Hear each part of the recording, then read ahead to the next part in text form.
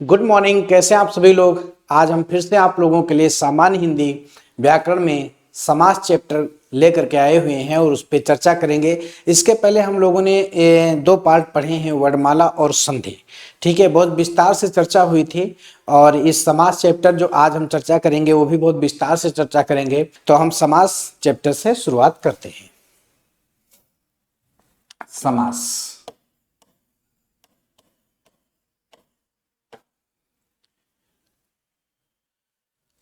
समास का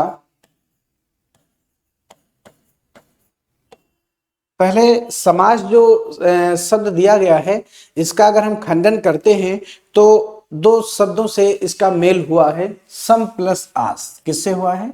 सम प्लस आस बनेगा समास। ठीक है, सम प्लस आस क्या बनेगा? समास। अब जो सम लिखा हुआ है, सम का अर्थ होता है पास में। क्या होता है? पास में। आस का अर्थ होता है बैठना, आसन्न जिसे कहते हो, बैठना, पास में बैठना।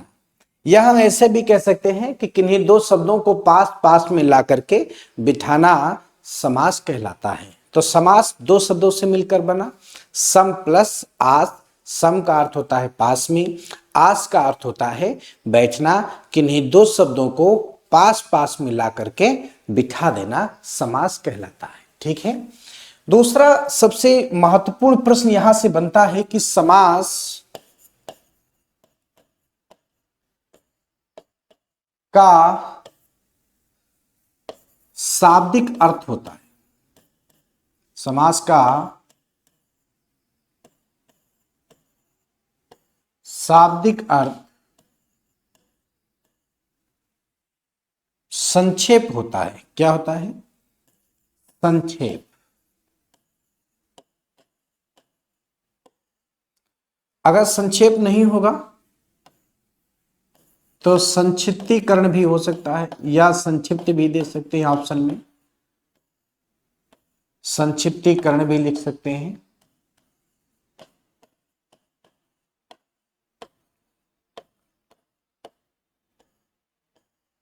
ठीक है, इनमें से कोई भी एक ऑप्शन मिल सकता है। यह बहुत ही महत्वपूर्ण प्रश्न है। समास का शाब्दिक अर्थ क्या है? संक्षेप। अगर संक्षेप नहीं मिलेगा तो संक्षिप्त भी ऑप्शन दे सकते हैं, संक्षिप्तीकरण भी दे सकते हैं। इनमें से कोई भी आपको एक ऑप्शन मिलेगा। ठीक है। संक्षेप का अर्थ होता है छोटा। ठीक है, छोटे शब्दों में। जैसे हम लोगों को कोई बात कहनी होती है तो कहा जाता है कि संक्षेप में कहना है। ठीक है, कम शब्दों में कहना है। दूसरा सबसे महत्वपूर्ण एक प्रश्न और यहां से बनता है कि समास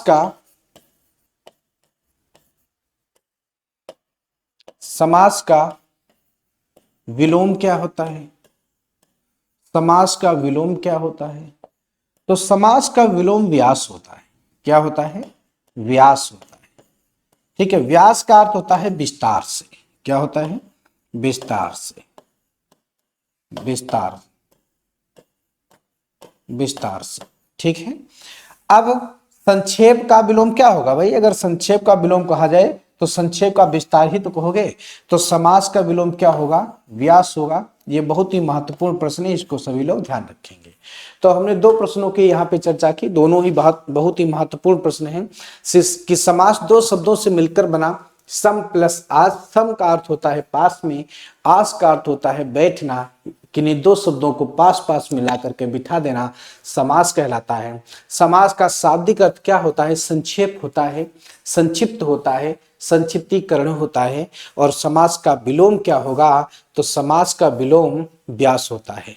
सभी लोग समझ गए? चलिए आगे बढ़ते हैं। अगला प्रश्न देखा जाए कौन सा दिया गया है। अब हम बात करेंगे परिभाषा की। सबसे पहले बात कर लेते हैं परिभाषा की। ठीक है, समास की परिभाषा। समास की परिभाषा, समास की परिभाषा। दो अथवा दो अथवा दो से अधिक, दो अथवा दो से अधिक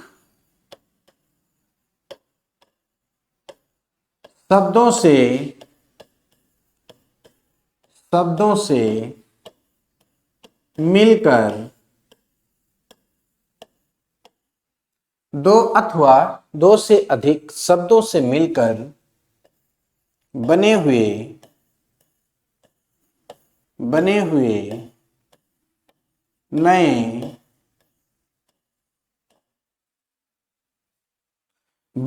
नए सार्थक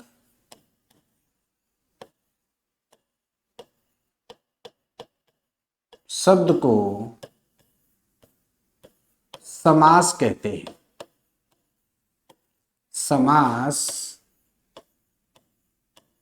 कहते हैं।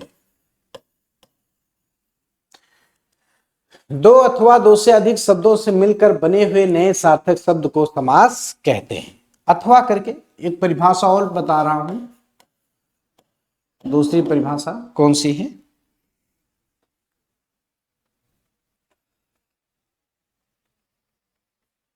दो पदों में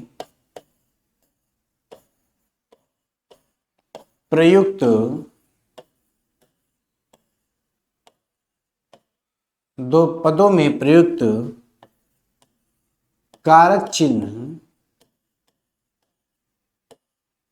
कारक चिन्ह या परसर्ग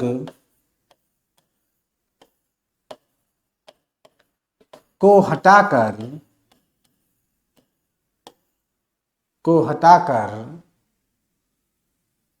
पदों को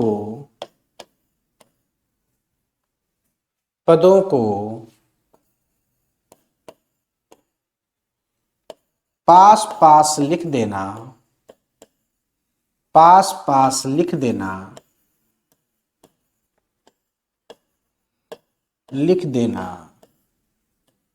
समास कहलाता है। लिख देना समास कहलाता है।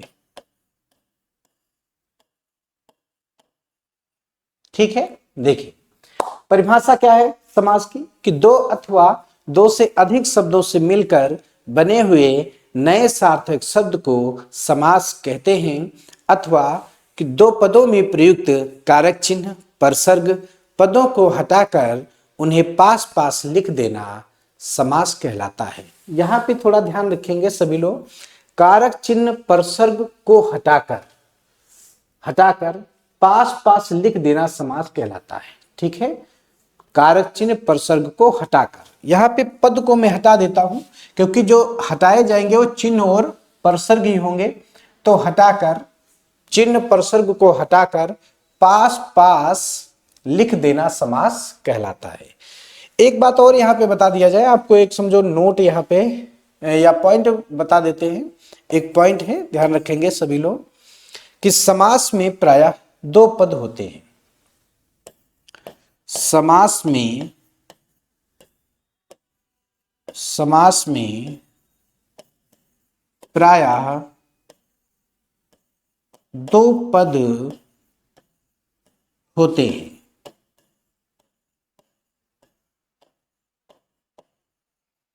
समास में प्रायः दो पद होते हैं। पहला आपका है पूर्व पद और दूसरा आपका है उत्तर पद। ठीक है, पहला कौन सा है पूर्व पद और दूसरा कौन सा है उत्तर पद। ठीक है, अब जो परिभाषा मैंने लिखी है उससे संबंधित एक प्रश्न दे रहे हैं, उसको हम लोग समझते हैं। जैसे कहा गया कि दो पदों में प्रयुक्त, अब पद कौन कौन से होंगे इसीलिए मैंने पद की बात कर ली कि समास में कितने पद होते हैं? दो पद होते हैं। कितने पद होते हैं? दो पद होते हैं। और कौन कौन से दो पद हैं? एक पूर्व पद होता है और एक उत्तर पद होता है। ठीक है, जैसे एक मैंने प्रश्न दिया, यश को प्राप्त, यश को प्राप्त, ये विग्रह करके मैंने बात बताई है समास में। अब यहां पे अगर हम बात करते हैं पदों की, तो यश जो है ये आपका पूर्व पद है। कैसा है? पूर्व पद है और प्राप्त कैसा है, उत्तर पद है। कैसा है, उत्तर पद है। ठीक है, यश पूर्व पद है, प्राप्त उत्तर पद है और जो को है ये आपका परसर्ग है। क्या है, परसर्ग है या कारक चिन्ह है, या कारक चिन्ह है। ठीक है, अब परिभाषा में कहा गया कि दो पदों में प्रयुक्त, यहां से देखिए क्या कहा गया, दो पदों में प्रयुक्त क्या प्रयुक्त होगा, कारक चिन्ह या परसर्ग। कारक चिन्ह या परसर्ग को हटाकर, देखो हटाने की बात की गई, को हटाकर उन्हें पास पास लिख देना, को हटाकर, कारक चिन्ह परसर्ग को हटाकर उन्हें पास पास लिख देना समास कहलाता है। अब दो पद कौन कौन से थे, यश और प्राप्त। अब कारक चिन्ह परसर्ग क्या है, को, इसको अगर हटा दिया जाए और फिर इन्हें पास पास लिख दिया जाए तो क्या बनेगा, यश प्राप्त, यश प्राप्त, यही तो बनेगा। तो ये आपका समास होगा, बात समझ में आ रही है। तो ये आपका समास हुआ यश प्राप्त, तो यही समास कहलाता है। क्या कहा गया, दो पदों में प्रयुक्त कारक चिन्ह परसर्ग को हटाकर उन्हें पास पास लिख देना समास कहलाता है। तो यश प्राप्त जैसे प्रश्न दिया गया तो इसमें दो पद थे, एक यश और एक प्राप्त, और जो कारक चिन्ह आपका आ रहा है को, परसर्ग है, कारक चिन्ह है, इसे हमने क्या किया, हटा दिया। और हटाने के बाद इन दोनों पदों को हमने पास पास में लिख दिया। पास में लिखने के बाद क्या बना, यश प्राप्त, यही आपका समास है। समझ में बात आ रही। चलिए अगले पॉइंट की तरफ बढ़ते हैं। अगला पॉइंट देखा जाए कौन सा है, समास के नियमों से। अगला एक पॉइंट है, समास के नियमों से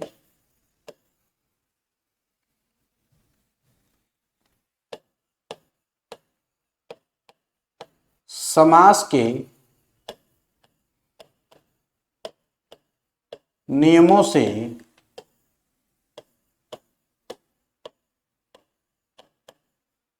बने हुए शब्दों को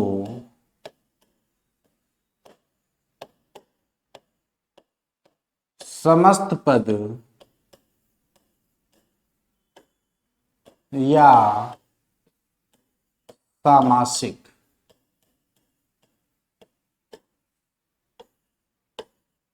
पद कहते हैं। समास के नियमों से बने हुए शब्दों को समस्त पद या सामासिक पद कहते हैं। ठीक है, समस्त पद या सामासिक पद कहते हैं।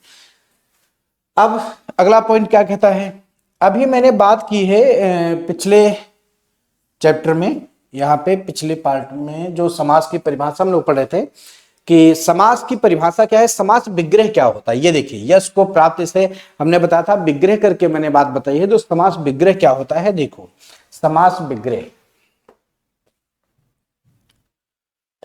समास विग्रह, देखिए समस्त पद में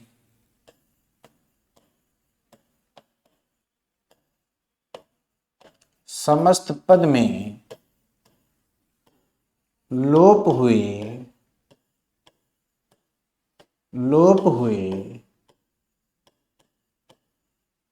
कारक चिन्ह एवं कारक चिन्ह एवं परसर्ग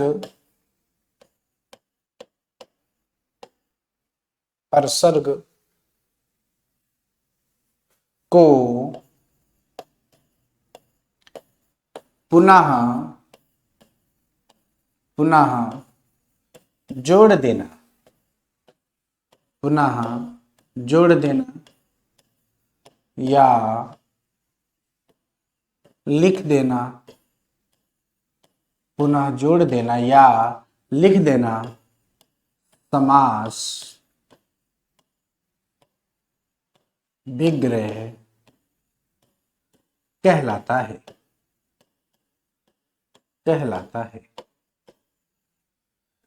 अब आप देखेंगे कि समास विग्रह की परिभाषा क्या है कि समस्त पद में लोप हुए, लोप मतलब गायब हुए, लोप हुए कारक चिन्हों को, परसर्ग को पुनः जोड़ देना या लिख देना समास विग्रह कहलाता है। अब हम पीछे एक प्रश्न दिखाएंगे आपको। यहां पे जैसे मैंने लिखा था यश प्राप्त, क्या लिखा है? यश प्राप्त। ये यश को प्राप्त, ये तो मैंने विग्रह किया था, और दोनों पदों को जब कारक चिन्ह परसर का इसको हटा दोगे, क्या कहा गया यहाँ पे? कारक चिन्ह परसर को हटाकर उन्हें पास पास लिख देना, उन्हें मतलब पदों को, ठीक है, ये भी ध्यान रखना, उन्हें जो लिखा है उन्हें का मतलब क्या है? पदों को, ठीक है, पदों को, पदों को पास पास लिख देना, ठीक है, पदों को पास पास लिख देना समास कहलाता है। तो यहां पे आप देखेंगे यही यश प्राप्त, अब हम प्रश्न लिख रहे हैं, ठीक है, देखिए यश प्राप्त, यश प्राप्त। अब देखिए क्या कहा गया? समस्त पद में, समास के नियमों से बने हुए शब्दों को समस्त पद या समासिक पद कहते हैं, यह बात मैंने ऊपर बता दी। समास विग्रह, समस्त पद में यश प्राप्त क्या है? समस्त पद में, ठीक है, समस्त पद में लोप हुए, लोप मतलब गायब हुए, क्या गायब हुए? कारक चिन्ह या प्रसर्ग, ठीक है, कारक चिन्ह एवं प्रसर्ग को पुनः जोड़ देना, पुनः जोड़ देना, पुनः जोड़ देना या पुनः लिख देना समास विग्रह कहलाता है। अब आप देखेंगे यश प्राप्त जब हमने लिखा है तो इसमें कौन सा कारक चिन्ह है जिसका लोप हुआ है? को। किसका लोप हुआ है? को। जैसा कि आप पिछले कोई प्रश्न में देखेंगे यश प्राप्त लिखा था, यश को प्राप्त बना था ना, तो कौन सा कारक चिन्ह लोप है? को। तो अगर हम इनको पुनः जोड़ दें, पुनः जोड़ देंगे तो क्या बनाएंगे? यश को प्राप्त, यश को प्राप्त, ठीक है, ये आपका समास विग्रह हो गया। तो इस तरीके से हम लोग समास विग्रह को करेंगे। तो दोनों बातें समझ में आ गई होंगी सभी लोगों को कि समास क्या होता है और समास विग्रह क्या होता है, ठीक है। अब हम आगे बढ़ते हैं, देखते हैं अगला प्रश्न कौन सा है। एक पॉइंट है पदों की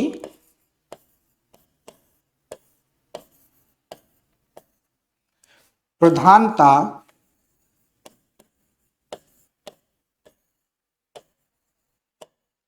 के आधार पर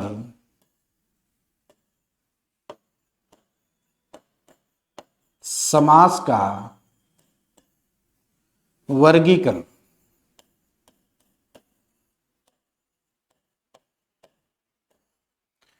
पदों की प्रधानता के आधार पर समास का वर्गीकरण, इसमें कैसे प्रश्न आएंगे देखिए।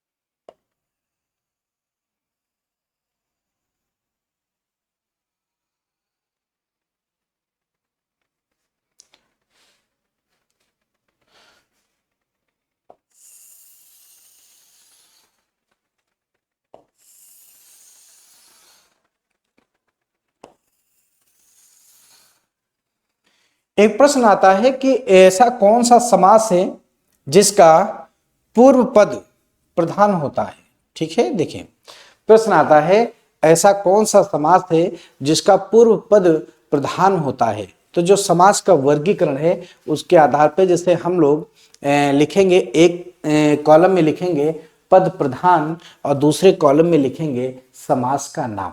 ये बात समझ में आ रही है? एक कॉलम में क्या लिखेंगे? पद प्रधान, और एक कॉलम में लिखेंगे समास का नाम। चलिए ये भी काम कर लेते हैं ताकि ये बात समझ में आ जाए।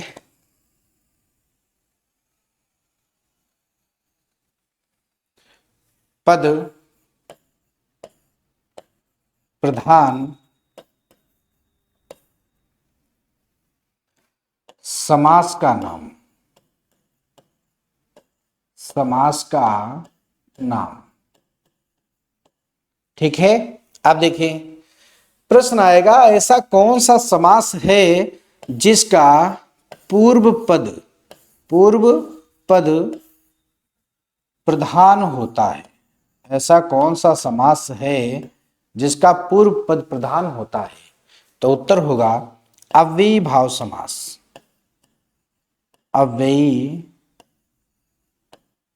भाव समास। ऐसा कौन सा समास है जिसका पूर्व पद प्रधान होगा? उत्तर क्या देना है? अव्ययीभाव समास। ठीक है, चलिए आगे बढ़ते हैं, अगला देखा जाए। ऐसा कौन सा समास है जिसका उत्तर पद प्रधान होता है? उत्तर पद प्रधान, उत्तर पद प्रधान। तो इसमें तीन समास हैं, याद रखेंगे, तीन समास हैं जिनके उत्तर पद प्रधान होते हैं। एक आपका है तत्पुरुष समास, एक आपका है कर्मधारय समास, और एक आपका है द्विगु समास। ठीक है, एक आपका कौन सा है? द्विगु समास। अगला प्रश्न है, ऐसा कौन सा समास है जिसके दोनों पद प्रधान होते हैं? दोनों पद प्रधान। दोनों पद के अतिरिक्त अगर ऐसा प्रश्न आ जाए, ऐसा कौन सा समास है जिसके उभय पद प्रधान होते हैं? उभय का भी अर्थ दोनों ही होता है, ये ध्यान रखिएगा। ऐसा ना हो आप कहो कि मैंने पहला ही दोनों पद पढ़ा है, उभय क्या होता है? उभय का अर्थ होता है दोनों। ठीक है, ध्यान रखेंगे सभी लोग। तो दोनों पद प्रधान, उभय पद प्रधान किसका होगा? द्वंद्व समास।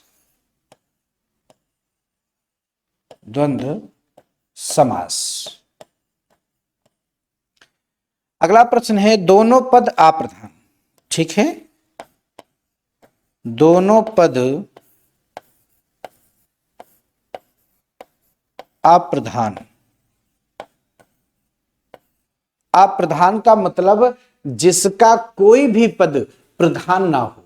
ठीक है, आ का अर्थ क्या होता है? नहीं। जिसका कोई भी पद प्रधान ना हो, दोनों पद अप्रधान, तो उत्तर होगा बहुव्रीहि समास। क्या होगा? बहुव्रीहि समास।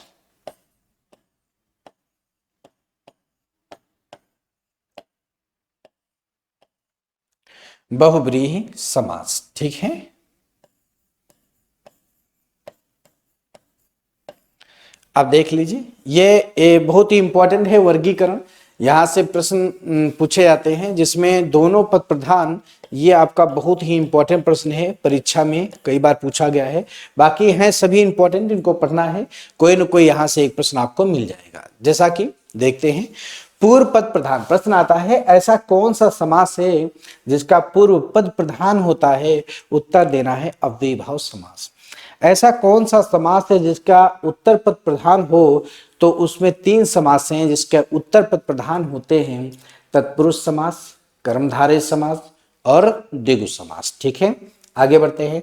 दोनों पद प्रधान, उभय पद, तो दोनों पद प्रधान किसका होगा?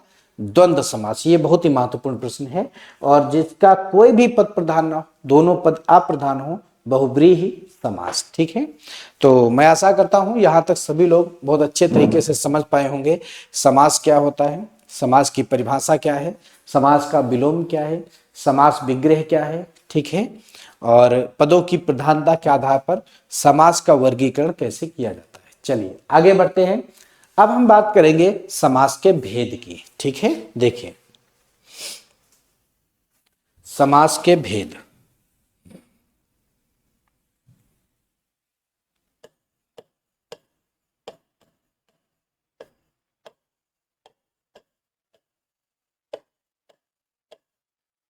समास के भेद कितने भेद होते हैं? 6। समास के कितने भेद? 6 भेद होते हैं। ठीक है, अब ये 6 भेद कौन कौन से हैं? तो मैं आपको एक तरीका बता रहा हूं, इस तरीके से आप ध्यान रखिएगा। अब तक दादा, ये एक लाइन याद रखो, ठीक है। 6 भेद हैं, 6 प्रकार हैं समास के। अब तक दादा, ये आपको एक लाइन याद रखना है। इसमें जितने भी समास हैं सभी आपके समास के नाम आ जाते हैं। तो देखो मैं बता रहा हूं एक एक करके। आ का यहां पे अर्थ हो जाएगा अव्ययीभाव समास, अव्ययीभाव समास। बा का यहां पे हो जाएगा बहुब्रीहि समास। कौन सा? बहुब्रीहि समास। ता का यहां पे हो जाएगा तत्पुरुष, तत्पुरुष समास। और का से हो जाएगा आपका यहां पे कर्मधारय समास। सॉरी, तक, हाँ सही है, कर्म धारय समास। और दा से हो जाएगा द्वंद्व समास, द्वंद्व समास। और फिर दा से हो जाएगा द्विगु समास, द्विगु समास। तो आप देखेंगे ये समास के 6 नाम हमने बहुत ही आसान तरीका से आपको बता दिया। अब तक दादा, बस ये याद रखना है। आ का हो गया अव्ययीभाव समास, बा से हो गया बहुब्रीहि, ता से हो गया तत्पुरुष, का से हो गया कर्मधारय, दा से द्वंद्व, दा से द्विगु। चाहे इधर द्विगु पहले कर दो या द्वंद्व कर दो, ये कोई सही क्रम नहीं है। सही क्रम के आधार पर अगर हम लोग पढ़ते हैं तो सही क्रम में पहले नंबर पे हम लोग पढ़ेंगे अव्ययीभाव समास। कौन सा? अव्ययीभाव समास पहले नंबर पे पढ़ेंगे। दूसरे पे हम लोग पढ़ते हैं तत्पुरुष समास। तीसरे नंबर पे कर्मधारय समास। चौथे नंबर पे द्विगु समास। पांचवें नंबर पे द्वंद्व समास। और छठे नंबर पे बहुब्रीहि समास। तो ये इसका सही क्रम है कि पहले नंबर पे कौन सा पढ़ेंगे। पहले पे हम लोग पढ़ेंगे अव्ययीभाव समास, दूसरे में तत्पुरुष समास, तीसरे में कर्मधारय समास, चौथे में द्विगु समास, पांचवें में द्वंद्व समास और 6 नंबर में लास्ट में बहुब्रीहि समास। ठीक है, तो अब हम लोग शुरुआत करेंगे पहले नियम से। पहला जो आपका भेद है अव्ययीभाव समास। ठीक है, देखते हैं।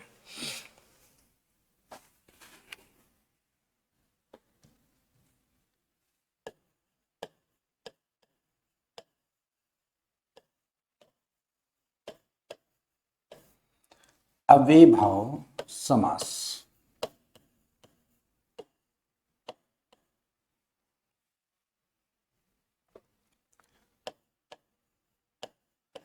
जिस समास का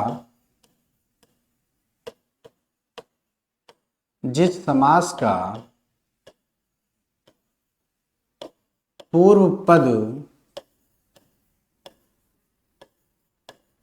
अव्यय तथा प्रधान हो उसे अव्ययीभाव समास कहते हैं। ठीक है, जिस समास का पूर्व पद अव्यय तथा प्रधान हो उसे अव्ययीभाव समास कहते हैं। अब हम कैसे पहचानेंगे कि ये अव्ययीभाव समास का उदाहरण है? तो हम एक पहचान बता रहे हैं। पहचान, अव्ययीभाव समास की पहचान है, पहला जो पद होगा छोटा होगा। पहला पद कैसा होगा? छोटा होगा। इसके साथ में उपसर्ग भी हो सकता है। उपसर्ग के साथ साथ में उर्दू का शब्द हो सकता है।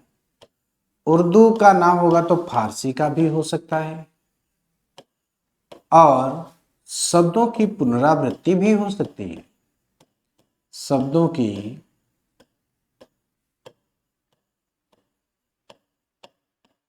पुनरावृत्ति भी हो सकती है। ठीक है, देखिए पहला पद कैसा होगा? या तो छोटा होगा, उपसर्ग होगा, उर्दू फारसी का शब्द होगा, शब्दों की पुनरावृत्ति होगी। तो सबसे पहले हम बात करेंगे शब्दों की पुनरावृत्ति की, कि ऐसे कौन कौन से शब्द होंगे जो अव्ययीभाव समास में आते हैं, कैसे शब्दों की पुनरावृत्ति होती है। तो देखिएगा, जैसे आपका प्रश्न आ जाए रातों रात, रातों रात, रात ही रात में, ठीक है। बातों बात, बातों बात, बात ही बात में, रातों रात, बातों बात। आगे देखो, दिनों दिन, दिन ही दिन में, ठीक है। गांव गांव, गांव ही गांव में, गांव गांव। हर रोज, अगर ऐसा आ जाए हर रोज, तो रोज रोज, ठीक है, इस तरीके से। और देखते हैं, यथा शब्द अगर आ जाए, यथा, यथाशक्ति, यथा सामर्थ्य,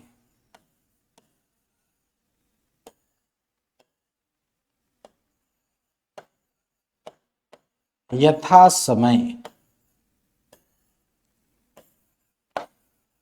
यथा संभव,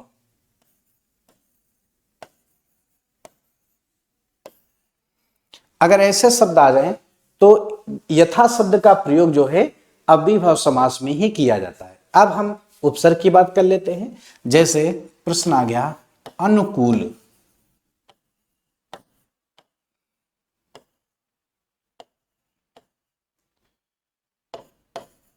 अभियान,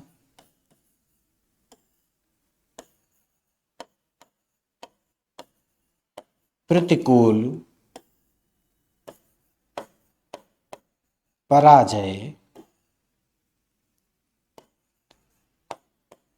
प्रत्येक,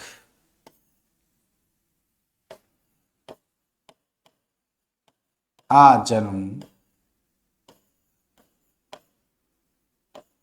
आमरण,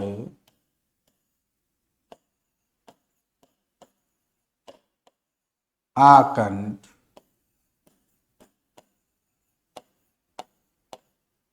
आभरण, आजीवन, ठीक है। तो आप देखेंगे यहाँ पे जो भी मैंने उदाहरण आपको बताए हैं उन सब में यहाँ पे क्या हुआ, शब्दों की पुनरावृत्ति से संबंधित आपको मैंने प्रश्न बताए, ठीक है। इधर आप देखेंगे यथा से संबंधित प्रश्न बताए, इधर आप देखेंगे उपसर्ग से संबंधित प्रश्न बताए, ठीक है। और जैसे उर्दू की बात करूं, उर्दू फारसी की बात की जाए तो जैसे प्रश्न आ जाए बेशक, कौन सा, बेशक, ठीक है। तो ये बे और बा जो हैं ये उर्दू फारसी के शब्द माने जाते हैं। समझ गए सभी लोग, उर्दू फारसी के शब्द माने जाते हैं। तो यहां पे अब आप देखिए कि रातों रात के बाद शब्दों की पुनरावृत्ति हुई, बात ही बात में शब्दों की पुनरावृत्ति, दिनों दिन, दिन ही दिन में, गांव गांव, ठीक है, रोज रोज, हर रोज, ठीक है। तो ये शब्दों की क्या हो गई, पुनरावृत्ति हो गई। कुछ लोगों का कहना होता है, जब मैं पढ़ाता हूं बच्चे क्लास में एक प्रश्न करते हैं कि सर योजक चिन्ह का प्रयोग तो द्वंद्व समास में भी होता है, तो द्वंद्व समास में शब्दों की पुनरावृत्ति नहीं होती है, यह ध्यान रखिएगा। वहां लिखा होगा कृष्ण अर्जुन, तो कृष्ण और अर्जुन दोनों शब्द अलग अलग हैं, इसे बहुत ध्यान से सुनो, दोबारा मैं बता रहा हूं। जैसे यहां लिखा है बातों बात, रातों रात, तो एक ही जैसा शब्द है, वहां पे क्या होगा, विपरीत शब्द होगा, अलग अलग शब्द होंगे, तभी वो योजक चिन्ह का प्रयोग किया जाता है। जैसे लिखा जाए अमीर गरीब, तो अमीर के साथ योजक चिन्ह का प्रयोग किया जाएगा, लेकिन उसके बाद देखो गरीब शब्द है, विपरीत शब्द आ रहा है, अलग अलग शब्द आएंगे। लव कुश, लव योजक चिन्ह, कुश, तो लव अलग कुश अलग, सीता राम, सीता राम अलग अलग, ठीक है। तो इसे ध्यान रखेंगे सभी लोग। अब यहाँ पे यथा, यथा शब्द का प्रयोग अगर आ जाए और समास का नाम पूछा जाए तो अव्ययीभाव समास बताना है, ठीक है। यथा का अर्थ पूछेगा तो अनुसार होता है, शक्ति के अनुसार, ठीक है, सामर्थ्य के अनुसार, समय के अनुसार, संभव के अनुसार, ठीक है, इस तरीके से।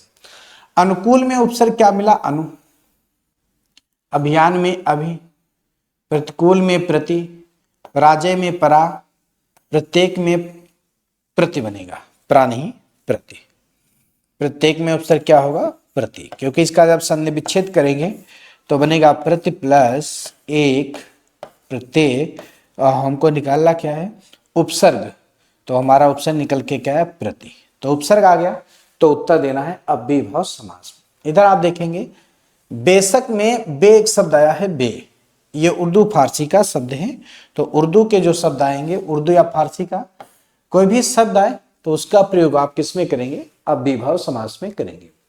अब ये देख रहे होंगे 4-5 उदाहरण मैंने एक ही जैसे दे दिए, कुछ लोग कहेंगे सब आ से लिख दिया, बड़ा आ से। आपका प्रश्न आता है कि निम्नलिखित में से किसमें बड़ा आ उपसर्ग नहीं है। एक प्रश्न उपसर्ग से संबंधित आता है, तो इसलिए मैंने आपको बता दिया कि जब उपसर्ग नहीं है तो ऐसे आपको जब प्रश्न दिया जाएगा, ठीक है, तो आप देखेंगे यहाँ पे बड़ा मिल गया, ठीक है, यहाँ पे भी बड़ा है उपसर्ग है, यहाँ भी बड़ा है उपसर्ग है, यहाँ भी बड़ा उपसर्ग है, यहाँ भी बड़ा आ उपसर्ग है। और एक प्रश्न मान लो मैं बढ़ा देता हूं, आशातीत, आशातीत, एक प्रश्न और बढ़ा दिया, और इस प्रश्न में आप देखेंगे बड़ा आ जो है ये आपका उपसर्ग है, ठीक है, लेकिन इस साइड देखिए दूसरी तरफ, इधर जन्म बचा, इधर मरण बचा, इधर कंठ है, इधर भरण है, इधर जीवन है, इधर सातीत है, तो ये जो शब्द है ये हमारा गलत बन रहा है, ठीक है, किसमें उपसर्ग नहीं है, तो ये अव्ययीभाव समास का उदाहरण नहीं माना जाएगा। इस बात को आप ध्यान रखेंगे कि केवल उपसर्गों से हम उत्तर नहीं दे देंगे कि केवल उपसर्ग देख लिया, बड़ा आ उपसर्ग आ गया तो हमारा अव्ययीभाव समास हो गया। समझ में बात आ रही है? अव्ययीभाव समास उत्तर तभी देना है जब उपसर्ग के बाद दूसरा शब्द हमारा सही बन जाए, सार्थक बचे, तभी उत्तर देना है। तो इधर जन्म बचा, इधर मरण बचा, आकंठ में कंठ बचा, आभरण में भरण बचा, आजीवन में जीवन बचा, आसातीत में देखेंगे सातीत बन रहा है, ये गलत है, तो आसातीत जो है अव्ययीभाव समास का उदाहरण नहीं होगा। समझ में बात आ गई? तो इस तरीके से हमको उत्तर देना है।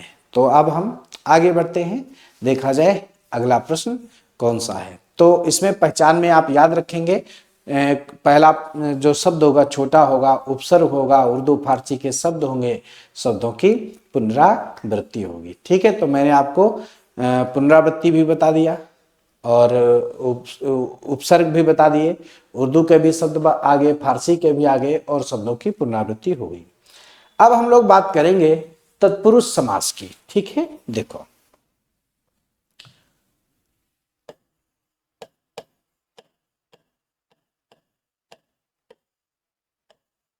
तत्पुरुष समास, तत्पुरुष समास,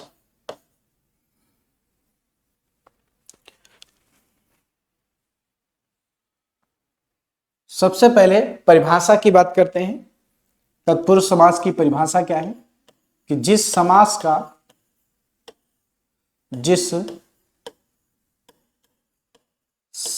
का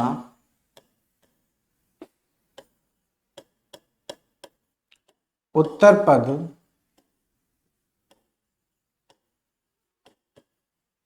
प्रधान हो, जिस समास का उत्तर पद प्रधान हो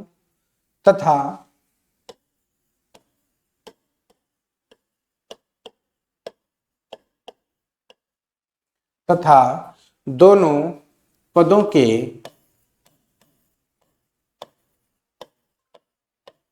मध्य कारक चिन्हों का लोप,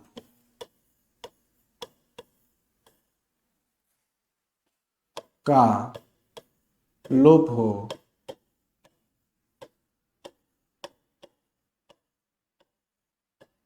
उसे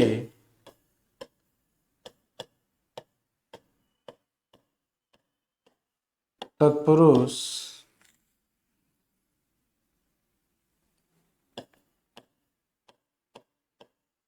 समास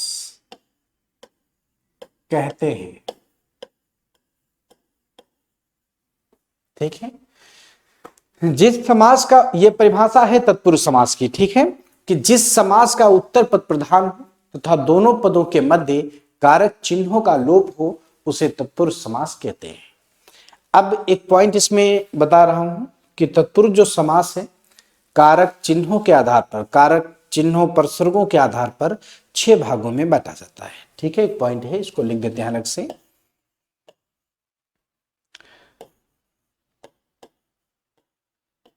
तत्पुरुष समास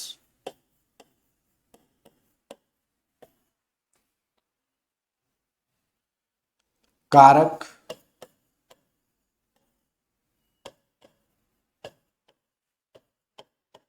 चिन्हों के आधार पर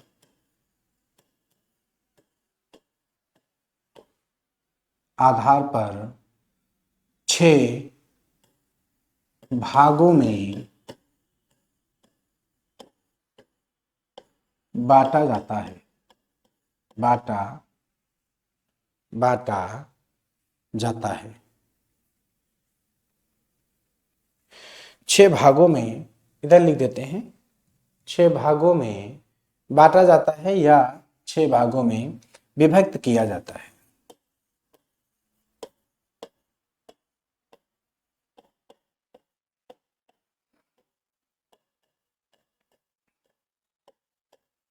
विभक्त किया जाता है।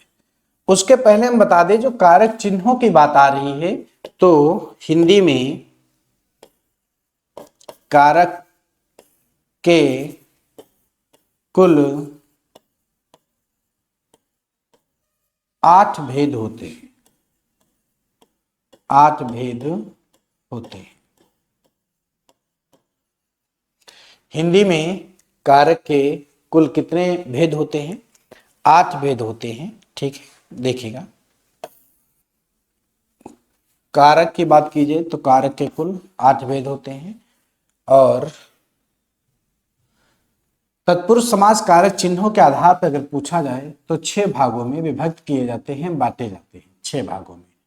तो आपको उत्तर 6 देना है। ये सभी लोग ध्यान रखेंगे कि तत्पुरुष समास को कितने भागों में बांटा गया, 6 भागों में बांटा जाता है, 6 भागों में विभक्त किया जाता है। और कारक के कुल कितने भेद होते हैं? 8 भेद होते हैं। तो पहले कारक लिख लिए जाएं ताकि जो प्रश्न आए तो उसे समझने में बहुत ही आसानी रहे, कोई समस्या ना हो। जैसे 8 कारक पहले हम लिख लेते हैं।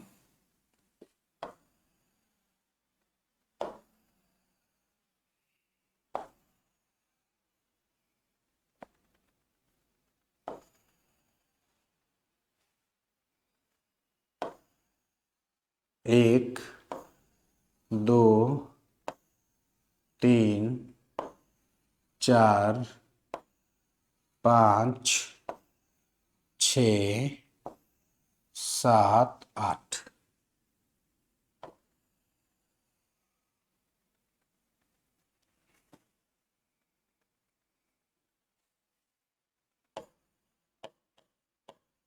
कारक नाम और परसर्ग।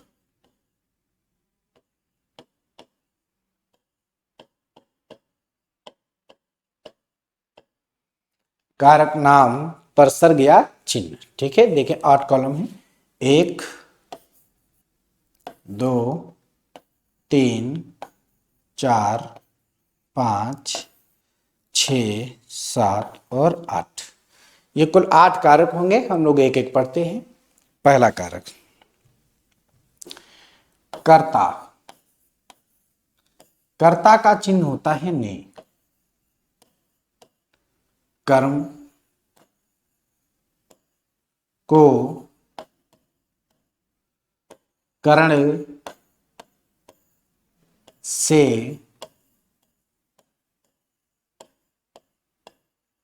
के द्वारा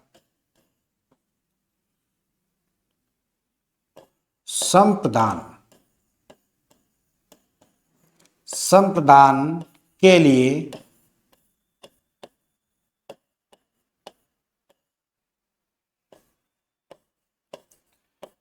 अपादान से अलग होने के भाव में प्रयोग होता है।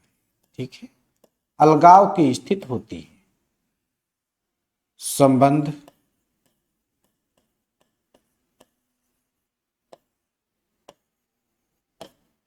का, की, के। संबंध कारक में कुल 9 चिन्ह होते हैं। का, की, के, रा, री, रे, ना, नी, ने। कुल चिन्हों की बात की जाए, कुल प्रसर्गों की बात की जाए तो उत्तर आपको 9 देना है। यहां पे हम 3 लिख रहे हैं। अधिकांशता प्रयोग का, की, के का ही किया जाता है। ठीक है। अधिकरण कारक, अधिकरण कारक है में और पर। ठीक है, में और पर। अगला है संबोधन,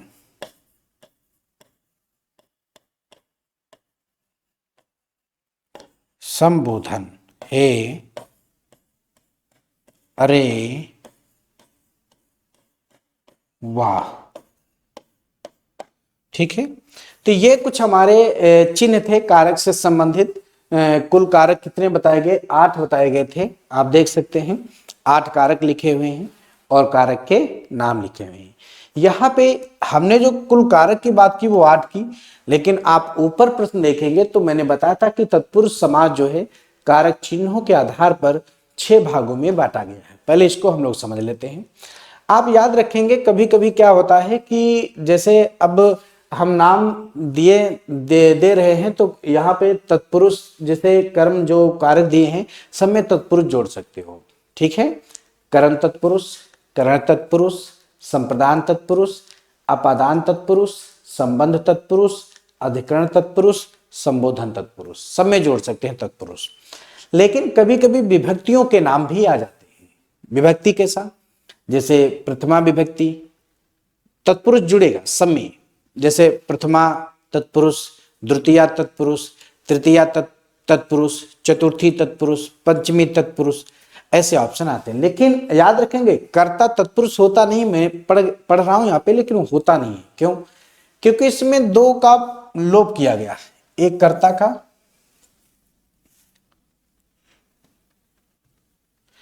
एक कर्ता का लोप किया गया और एक संबोधन का लोप किया गया। 2 का लोप किया गया। अब आपके कितने कारक बचे? कुल तो 8 थे, तो 1 2 3 4 5 6, 6 बचे। तो यही जो 6 भाग हैं, ये जो 6 कारक हैं, इन्हीं आधार पर तत्पुरुष समास को अलग किया गया है।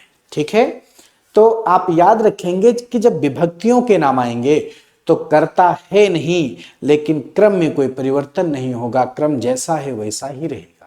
आप ये मत सोचना कि कर्ता तो है नहीं तो कर्म तत्पुरुष को प्रथमा तत्पुरुष कह दो, ये गलत हो जाएगा। ठीक है, क्रम में कोई परिवर्तन नहीं होगा। अगर कर्म तत्पुरुष है तो इसे द्वितीया तत्पुरुष ही पढ़ा जाएगा। अगर करण तत्पुरुष है तो इसे तृतीया तत्पुरुष ही पढ़ा जाएगा। अगर संप्रदान तत्पुरुष है तो इसे चतुर्थी तत्पुरुष ही पढ़ा जाएगा। क्रम में कोई परिवर्तन नहीं होगा। तो मैं आशा करता हूं इस बात को बहुत अच्छी तरीके से सभी लोग समझ गए होंगे कि हमें क्रम में कोई परिवर्तन नहीं करना है और जैसा भी प्रश्न आएगा उसे सॉल्व करना है। ठीक है, तो अब हम बढ़ते हैं। पहला लिखेंगे कर्म तत्पुरुष, यहां से शुरुआत करेंगे और अधिकरण तक आप लोगों को पढ़ना है। कर्म तत्पुरुष,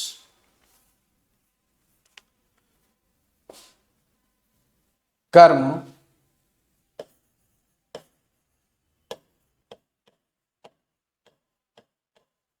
तत्पुरुष। ठीक है, कर्म तत्पुरुष, इसमें क्या होता है? कर्म तत्पुरुष में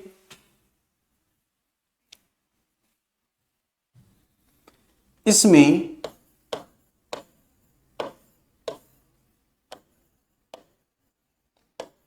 कर्म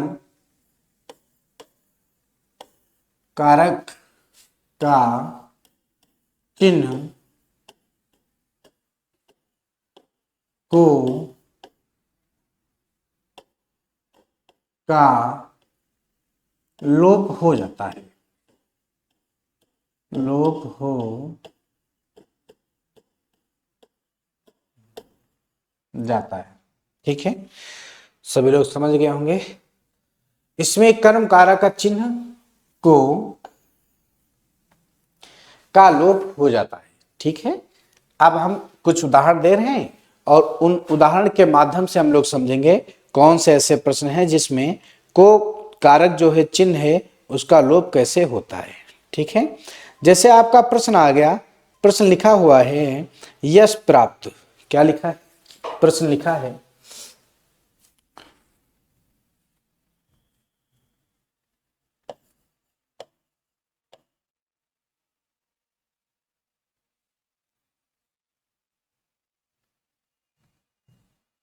यश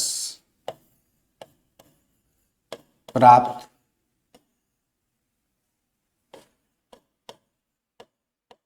स्वर्गगत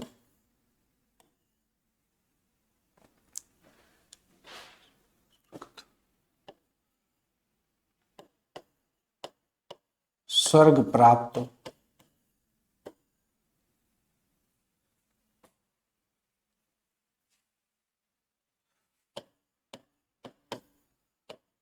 ग्रामगत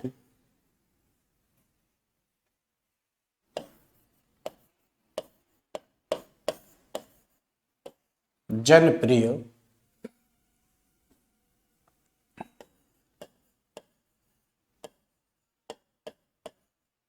सर्वप्रिय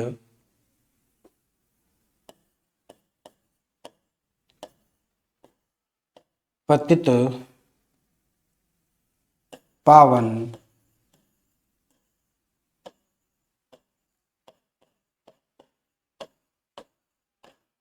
कटफोड़वा।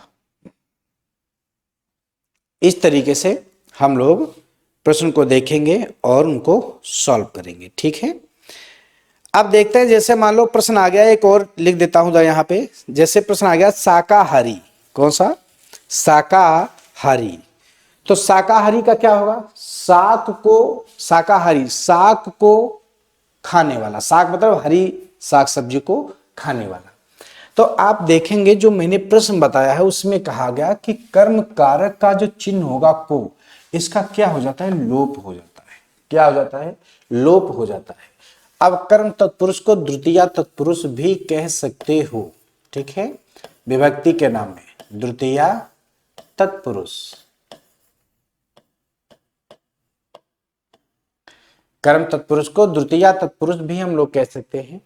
अब यश प्राप्त है तो इसमें कर्म कारक का चिन्ह जो है को का लोप हो गया है, तो को लोप अगर है तो उसको जोड़ना है बस। ठीक है, तो देखो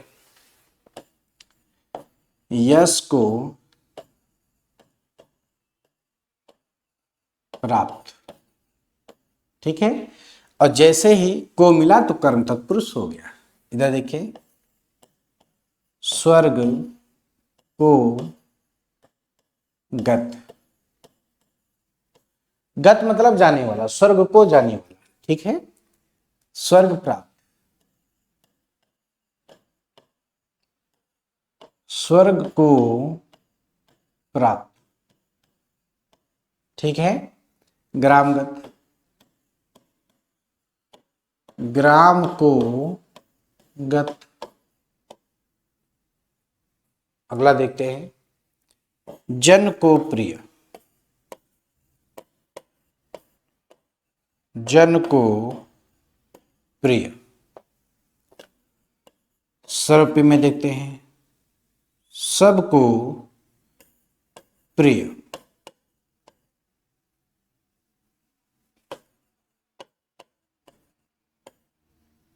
पापियों को पवित्र,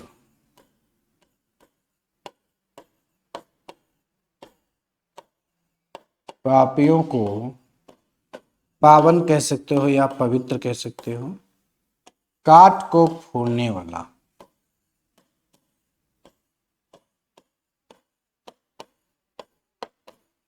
काट को फोड़ना। ठीक है, काट को फोड़ने वाला या काट को फोड़ना ऐसे भी कह सकते हो। अब आप देखेंगे यहां पे ये को चिन्ह मिला। ठीक है, जन को प्रिय को मिला, सर्व को प्रिय को मिला, स्वर्ग को गत को मिला, स्वर्ग को प्राप्त को मिला, पापियों को पवित्र को मिला, काट फुड़वा को मिला, ग्रामगत को मिला। तो यहां पे आप देखेंगे सब में को का लोप हुआ था।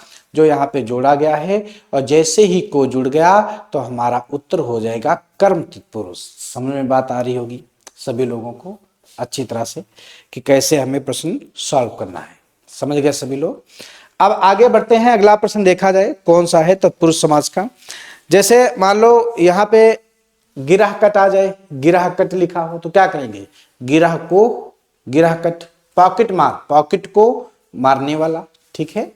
इस तरीके से हम लोग को के माध्यम से जोड़ेंगे, को चिन्ह से अगर शब्द बन जाएगा तो हमारा उत्तर हो जाएगा कर्म तत्पुरुष। चलिए कर्म तत्पुरुष के बाद देखेंगे, कर्म का चिन्ह को था, अब करण तत्पुरुष पे आएंगे, ठीक है। अगला पढ़ते हैं।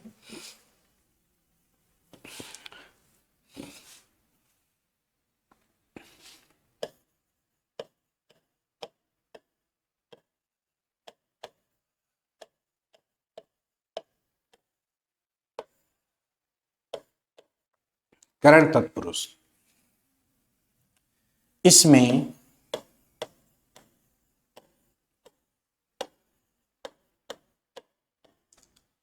करण कारक का चिन्ह, इसमें करण कारक का चिन्ह से के द्वारा का लोप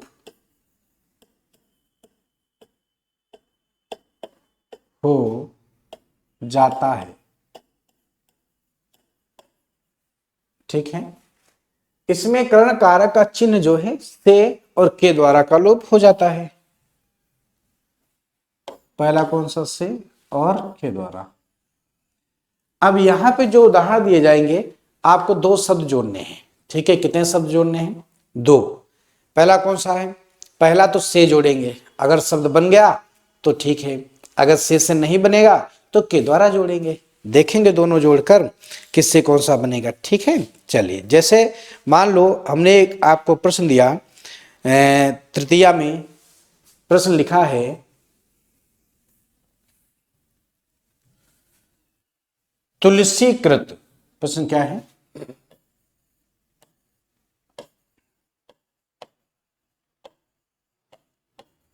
तुलसीकृत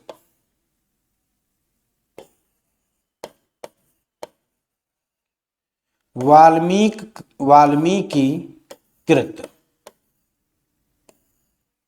ठीक है।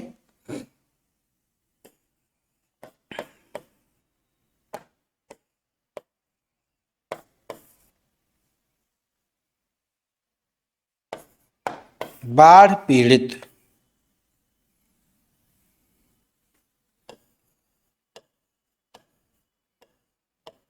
वचनबद्ध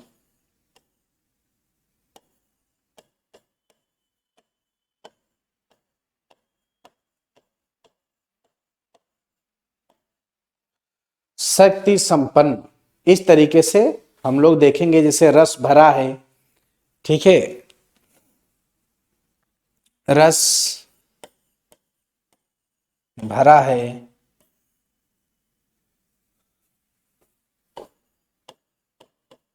हस्त लिखित है,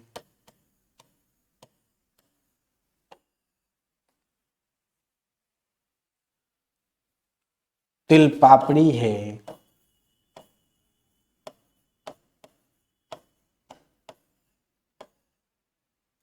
तिल पापड़ी है, ठीक है।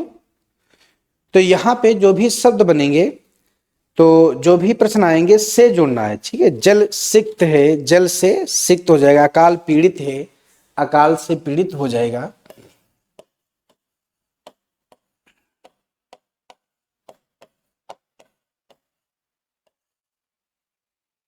ठीक है। अब देखिए ये कुछ इस तरीके से उदाहरण आ गए। तो तुलसी कृत है, अब से जोड़ो या के द्वारा जोड़ो, तो से जोड़ दो, तुलसी से कृत बनेगा। कृत का अर्थ क्या होता है, रचना करना, रचित। तो ऐसा से नहीं बन, तुलसी के द्वारा अगर किया जाए, क्या किया जाए, तुलसी के द्वारा रचित, तो उत्तर सही है। लिखता हूं, तुलसी के द्वारा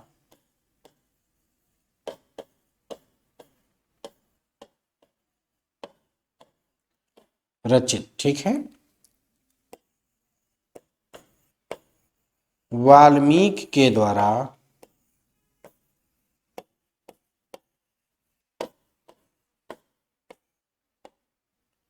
कृत लिख सकते हो या रचित भी लिख सकते हो, ठीक है। बाढ़ से पीड़ित,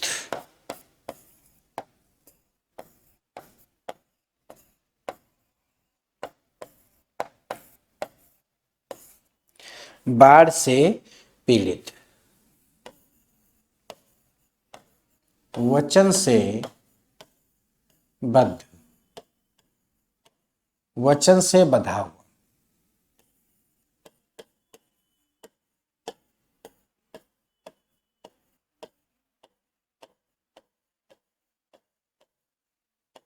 शक्ति से संपन्न, अगला क्या है, शक्ति से संपन्न,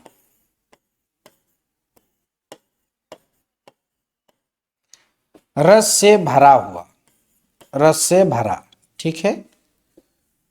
हस्तलिखित, हाथों से लिखा गया, या हाथों के द्वारा लिखा गया, ऐसे भी कह सकते हो। दोनों से अगर बन रहा है कोई भी शब्द से और के द्वारा से, तो वो भी उत्तर सही हो जाता है, ठीक है। तिल पापड़ी,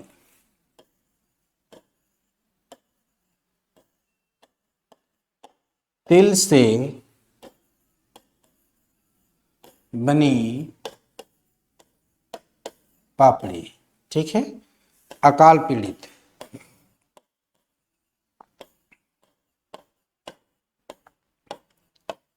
अकाल से पीड़ित, ठीक है। अकाल पीड़ित, अकाल से पीड़ित। तो यहां पे आप देखेंगे जो भी उदाहरण आए हैं, तुलसी के द्वारा, यहां पे क्या मिला, के द्वारा से, और से शक्ति से संपन्न, वचन से बद्ध, हाथों से लिखा हुआ, तिल से बनी पापड़ी, अकाल से पीड़ित। तो सब में आप देखेंगे से का प्रयोग किया गया, ठीक है। लेकिन एक चीज ध्यान रखेंगे कि से का प्रयोग जरूर किया गया है, और से का प्रयोग आपका संप्रदान में भी होता है, ये बात सभी लोग ध्यान रखेंगे। हम लोग संप्रदान कारक पढ़ते हैं, सॉरी अपादान कारक पढ़ते हैं, अपादान में भी से का प्रयोग किया जाता है, और उस से में वहां अलगाव की स्थिति होती है। यहाँ पे आप देखेंगे जितने भी से आए हैं, कोई अलगाव की स्थिति नहीं है। लेकिन अपादान के जब मैं उदाहरण पढ़ूंगा, अभी आगे कुछ उदाहरण लिखूंगा, बताऊंगा, उसमें आप लोग देखेंगे सब में अलगाव की स्थिति होगी। तो जब से जुड़ने से अलगाव की स्थिति होती है तो अपादान कारक माना जाता है, ठीक है। सभी लोग इस बात को ध्यान रखेंगे। चलिए आगे बढ़ते हैं, अगला देखा जाए प्रश्न कौन सा है। करण तत्पुरुष के बाद आएगा आपका, कर्म हो गया, करण के बाद संप्रदान, ठीक है। संप्रदान का चिन्ह क्या होता है, के लिए। चलिए लिखते हैं,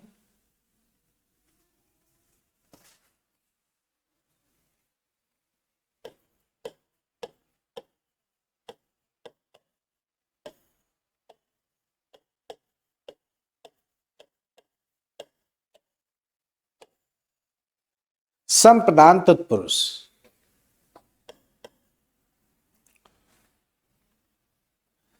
इसमें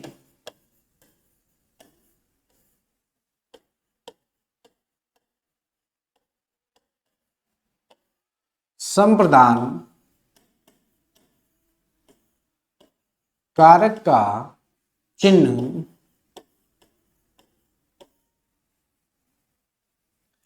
के लिए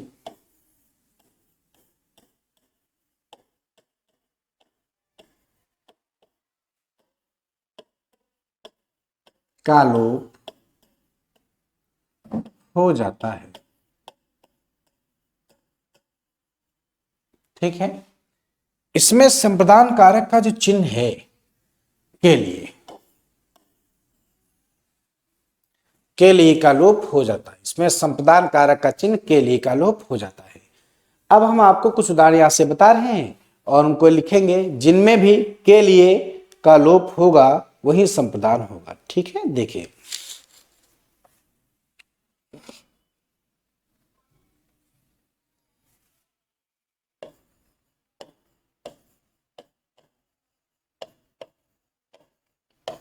देशभक्ति,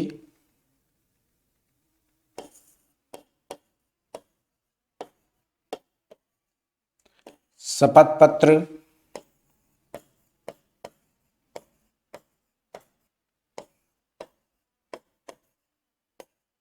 आवेदन पत्र,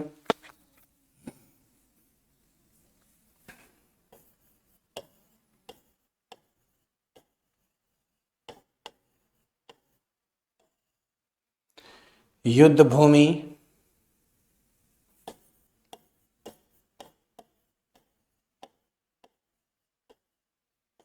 रसोई घर,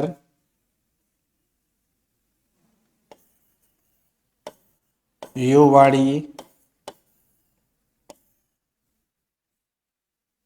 युवाणी, और जैसे कहा गया गुरु दक्षिणा, गुरु दक्षिणा,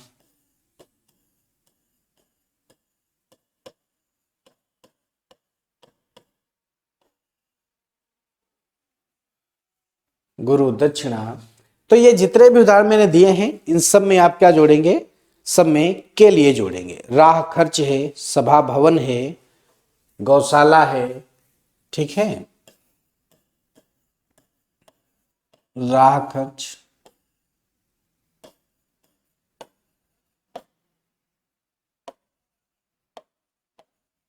सभा भवन,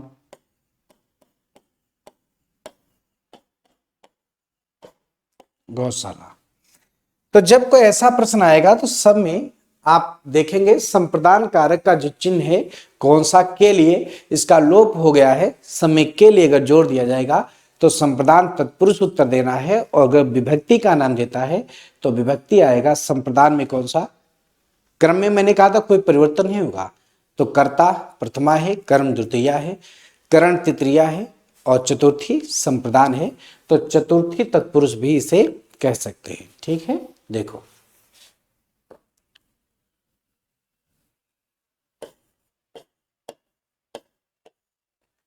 देश के लिए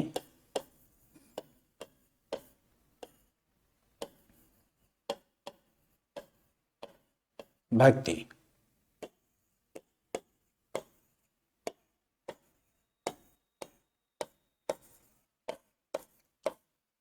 शपथ के लिए पत्र,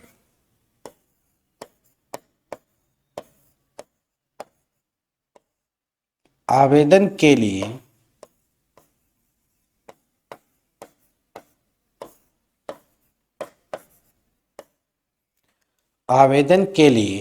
पत्र,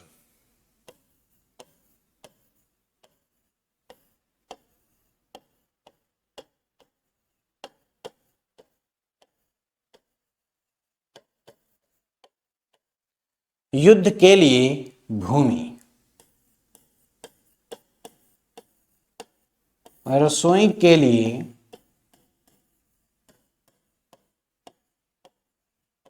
घर,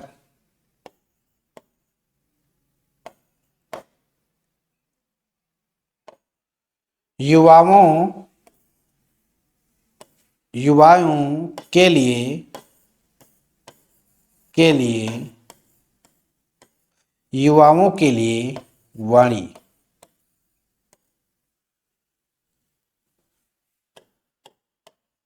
गुरु दक्षिणा, गुरु के लिए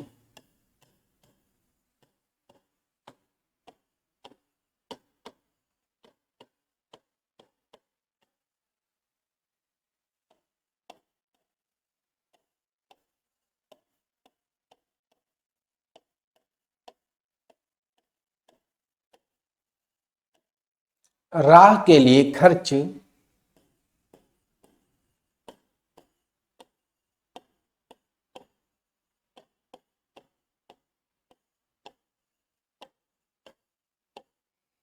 सभा के लिए भवन,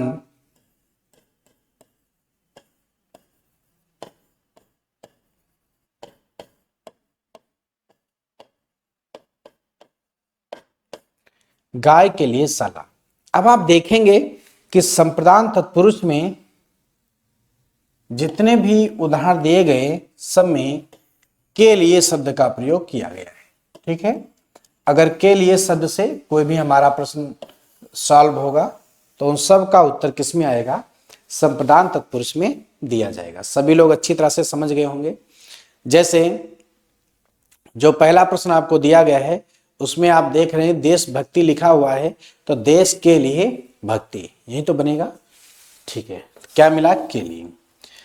शपथ पत्र में शपथ के लिए पत्र, आवेदन पत्र में आवेदन के लिए पत्र, युद्ध भूमि में युद्ध के लिए भूमि, रसोई घर में रसोई के लिए घर, युवाड़ी में युवाओं के लिए वाड़ी, गुरु दक्षिणा में गुरु के लिए दक्षिणा, राह खर्च में राह के लिए खर्च, सभा भवन में सभा के लिए भवन, और गौशाला में गाय के लिए। शाला का अर्थ होता है रहने का स्थान। ठीक है, तो यह आपका संप्रदान तत्पुरुष था। अब हम लोग आगे बढ़ेंगे।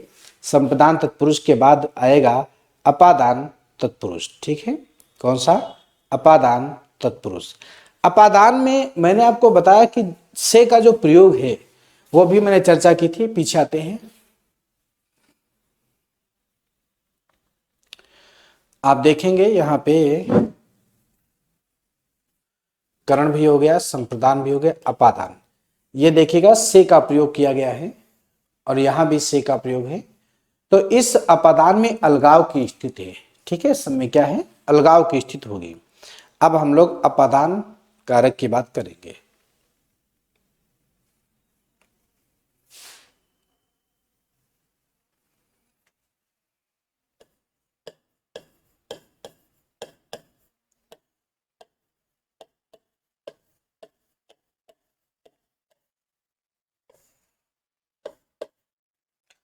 अपादान तत्पुरुष,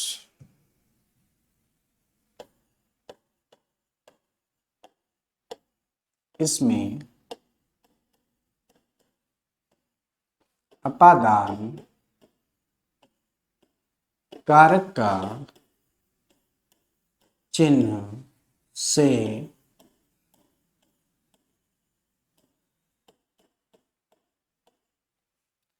का लोप हो जाता है।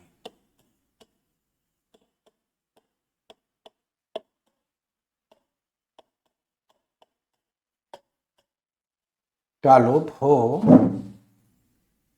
जाता है।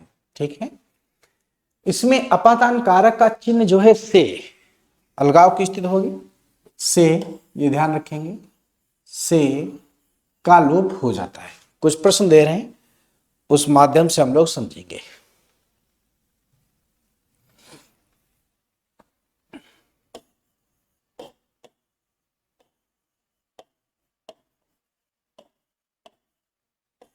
बंधन मुक्त,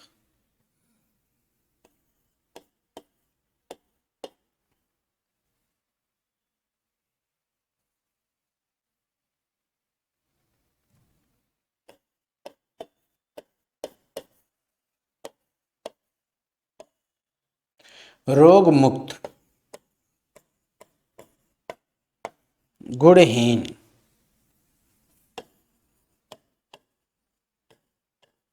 बलहीन,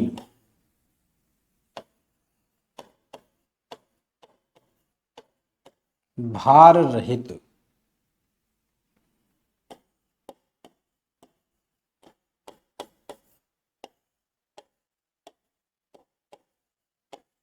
रोजगार वंचित। ठीक है, रोजगार वंचित, गुणहीन। तो जो भी मैंने आपको उदाहरण दिए हैं उसमें आप देखेंगे कि जैसे कहा जाए बंधन मुक्त भी आ जाएगा, तो इसी का उदाहरण है। ठीक है, बंधन मुक्त है, भाग्यहीन है, पाप मुक्त है,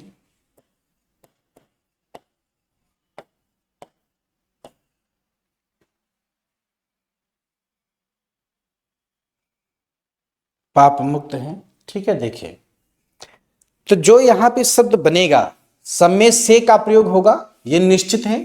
लेकिन सब में जितने भी उदाहरण होंगे अलगाव की स्थिति हो, वरना से तो कर्ण में भी जुड़ रहा था, कर्ण में कोई अलगाव की स्थिति नहीं थी, यहां अलग होने का भाव प्रकट होगा। ठीक है, देखते हैं।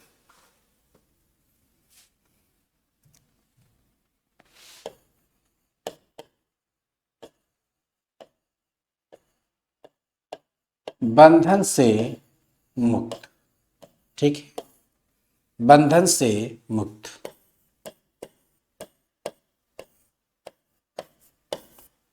रोग से मुक्त।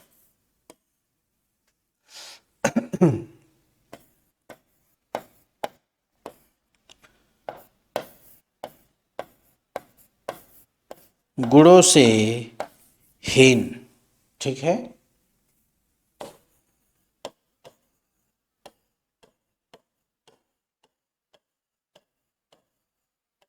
बल से हीन।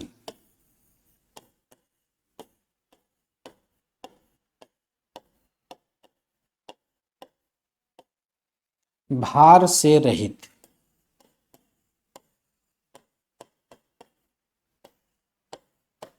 रोजगार से वंचित।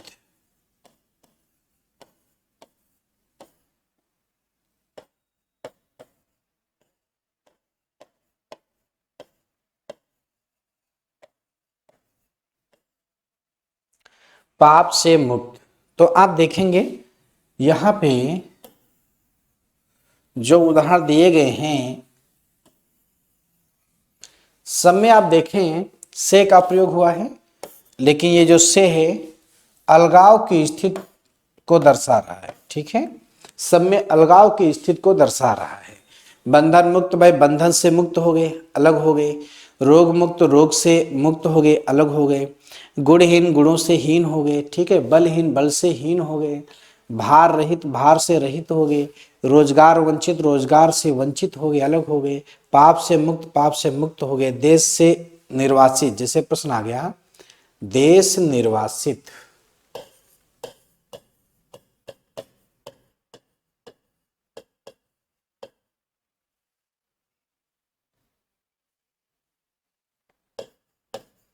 देश निर्वासित तो क्या होगा विग्रह?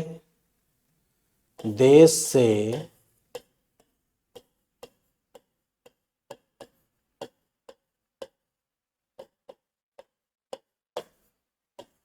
देश से निर्वासित। ठीक है, निर्वासित मतलब निकाला गया, अलग। तो देश से निर्वासित अलग होने का भाव है। तो आप देखेंगे से का प्रयोग हुआ और सब में अलग होने का भाव प्रकट हो रहा है। तो सबका उत्तर होगा अपादान तत्पुरुष। ठीक है, आगे बढ़ते हैं, अगला प्रश्न देखा जाए। अब हम कारक पे जाए तो देखेंगे आप अपादान के बाद पीछे आ रहे हैं संबंध आएगा। क्या आएगा? संबंध वाला।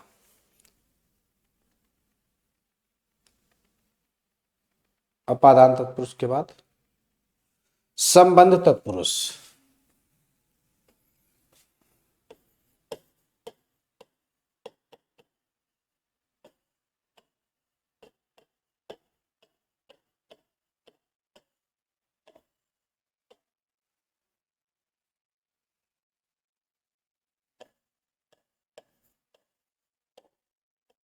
इसमें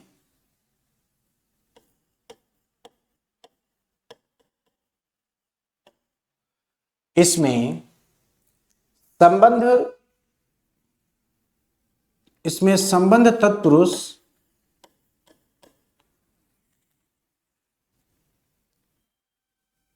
इसमें संबंध कारक का चिन्ह का की के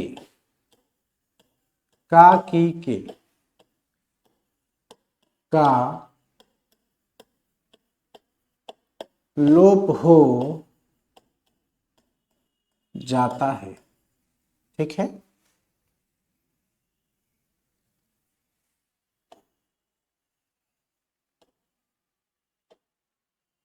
का की के का लोप हो जाता है। यहां पे जो आपको प्रश्न मिलेंगे सब में का की के का ही लोप होगा। ठीक है, जैसे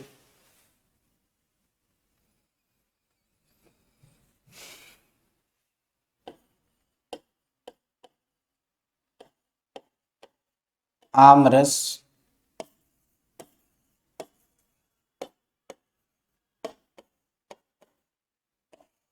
विद्या भंडार,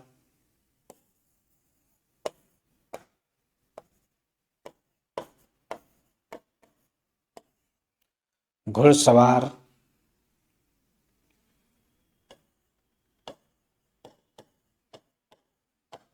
रथारूढ़,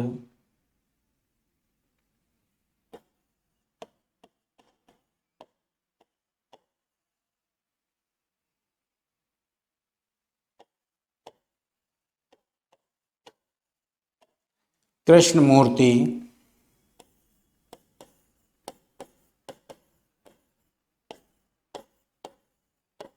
स्वास्थ्य रक्षा,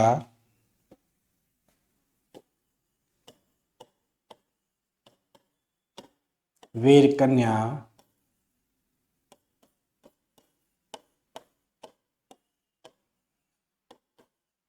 ब्राह्मण पुत्र,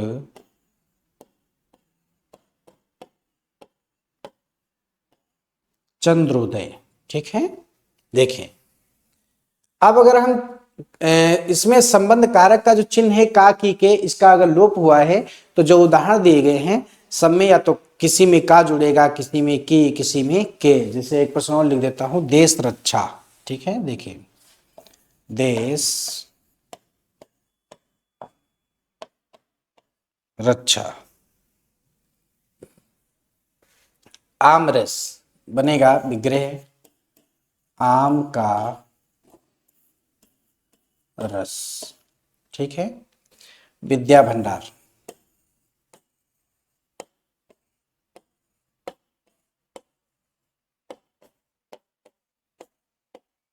विद्या का भंडार।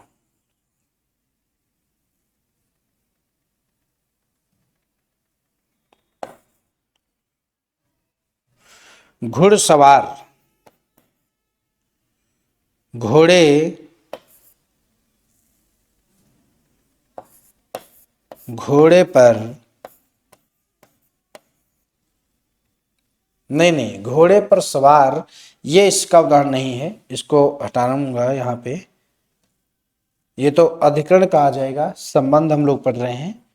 घुड़सवार इसका उदाहरण नहीं है, विद्या का भंडार बनेगा। और रथारूढ़ भी नहीं होगा, क्योंकि का की के को ही जोड़ना है। अगर में पर जुड़ेगा तब तो अधिकरण में आ जाएगा। ठीक है, तो इस बात को आप लोग ध्यान रखेंगे। जैसे कहा जाए कनक घर है और भारत रत्न है, कनक घर है,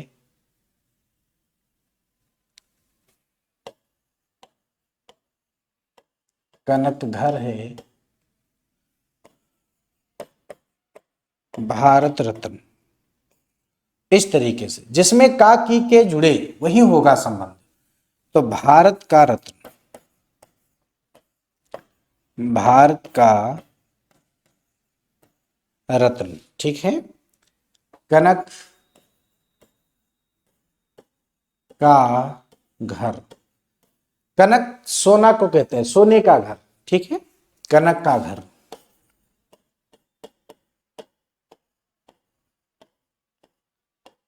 कृष्ण की मूर्ति,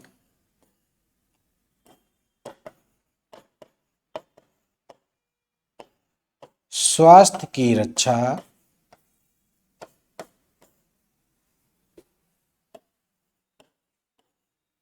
वीर की कन्या,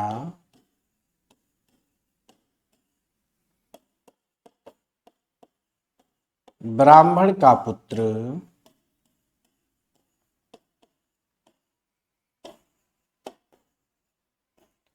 चंद्र का उदय, देश की रक्षा।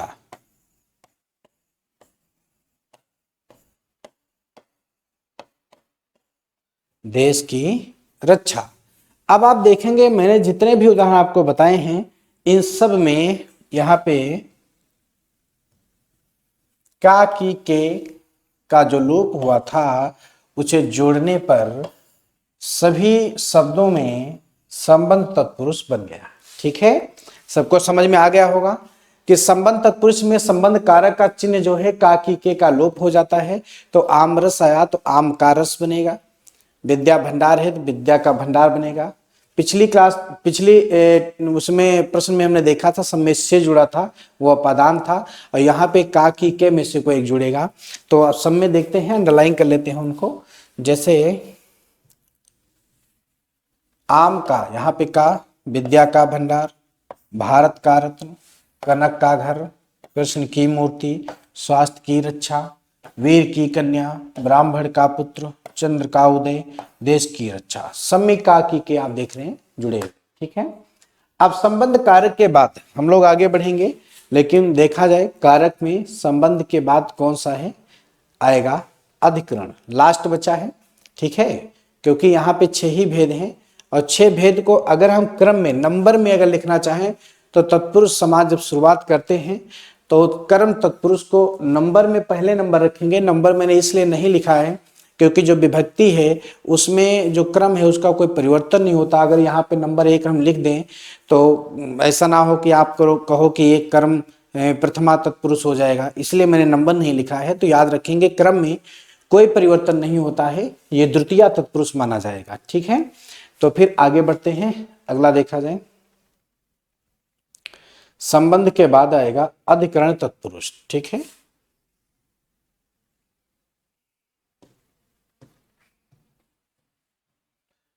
अधिकरण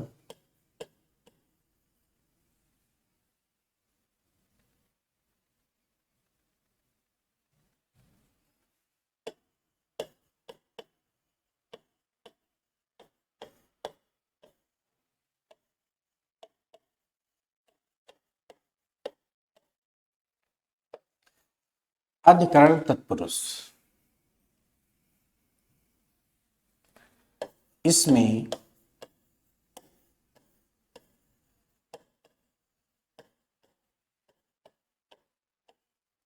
अधिकरण कारक का चिन्ह में पर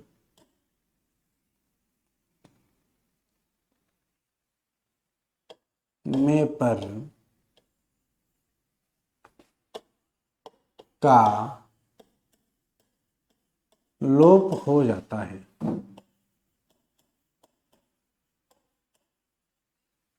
लोप हो जाता है, ठीक है। देखो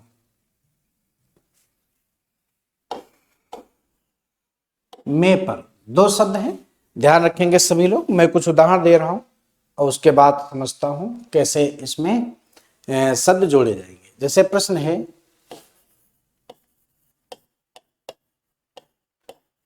कला निपुण, ठीक है, कला निपुण।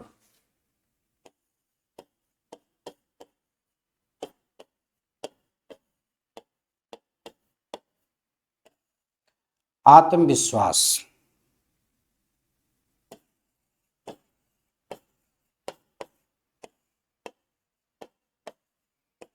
विचार मग्न, ठीक है, विचार मग्न। इसी तरीके से प्रश्न सभी होंगे। घुड़सवार जो मैंने लिखा था, कभी पुंगव है, कभी पुंगव है, घुड़सवार है, आत्मनिर्भर है,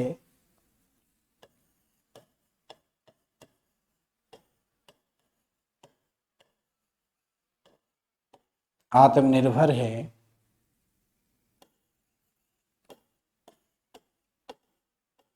घुड़सवार है,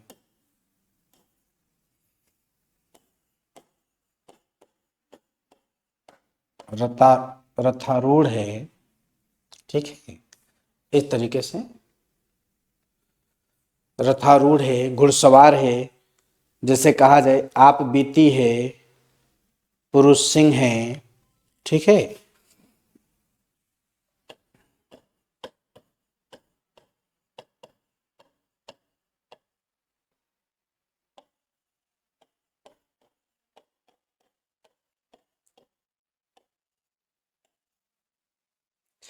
इस तरीके से ऐसे प्रश्न दिए जाएंगे। तो कला निपुण लिखा है तो क्या बनेगा, कला में निपुण। क्या होगा, कला में निपुण। आत्मविश्वास क्या होगा, आत्मा पर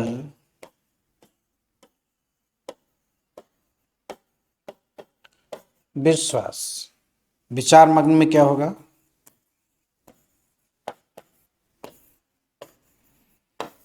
विचार में मग्न, ठीक है। आत्म पर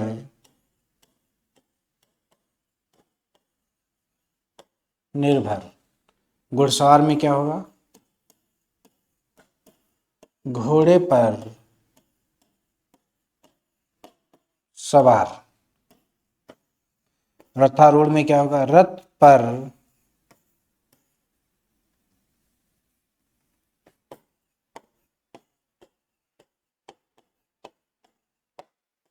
आरूढ़। आप पर बीती। आप पर बीती या अपने पर बीती, ठीक है। पुरुषों में सिंह।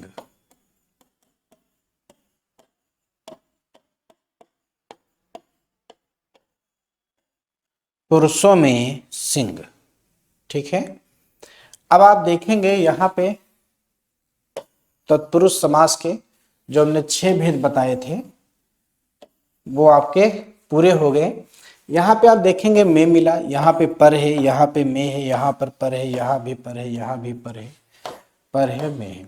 में और पर का अगर प्रयोग होता है तो वो अधिकरण तत्पुरुष माना जाता है, ठीक है। सभी लोग समझ गए होंगे। तो ये जो 6 भेद हमने पढ़े हैं, नंबर हम लिख देते हैं, ये आप लोग ध्यान रखिएगा, ठीक है, क्योंकि क्रम में कोई परिवर्तन नहीं होता है, इसलिए मैंने नंबर नहीं लिखा था। और जब 6 भाग हैं तो पहले नंबर पे हम लोग पढ़ते हैं कर्म तत्पुरुष, और विभक्ति की बात करेगा तो कर्म को द्वितीया माना जाएगा, ठीक है। करण है दूसरा, 3 4 5 6, ये 6 भेद जो है तत्पुरुष समास के कारक चिन्हों के आधार पर, कारक विभक्तियों के आधार पर माने जाते हैं, ठीक है। तो आज हम लोग यहीं तक पढ़ेंगे और अगली क्लास में कर्मधारय समास से शुरुआत करेंगे। तो तब तक के लिए आप सभी लोग पढ़ते रहो, मेहनत करते रहो और अगली क्लास में मिलते हैं। धन्यवाद।